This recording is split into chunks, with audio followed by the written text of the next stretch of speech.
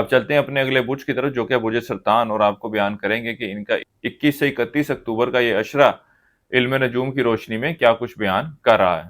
وہ لوگ جو 21 جون سے 22 جولائی کے عشرے کے دوران پیدا ہوئے ہیں وہ برج سرطان کے تحت آتے ہیں۔ اس کے علاوہ وہ افراد جن کو اپنی تاریخ پیدائش معلوم نہ ہو اور ان کا نام ہے سے شروع ہوتا ہے تو وہ برج سرطان کے تحت آئیں گے۔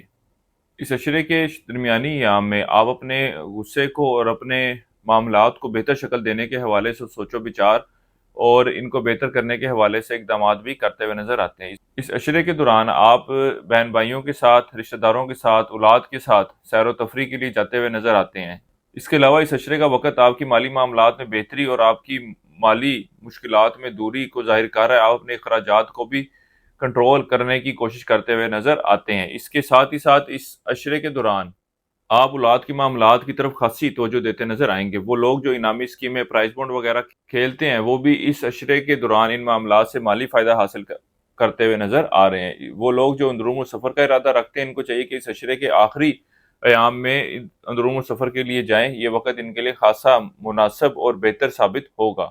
وہ لوگ جو روزگار کی تلاش میں ہیں اس عشرے کے دوران ان کا سلسلہ روزگار بنتا ہوا نظر نہیں آ رہا ہے۔ اس کے علاوہ وہ ملازمہ افراد جن کو نوکری میں ترقی کے حوالے سے یا تنخواہ میں اضافے کے حوالے سے کوئی امید دلائی گئی تھی وہ اس عشرے کے دوران پوری ہوتی ہوئی نظر نہیں آ رہی۔ اس عشرے کے دوران اپنی امیدوں خواہشات کو پورا کرنے کے حوالے سے عملی طور پر کچھ کرتے ہوئے نظر نہیں آ رہے۔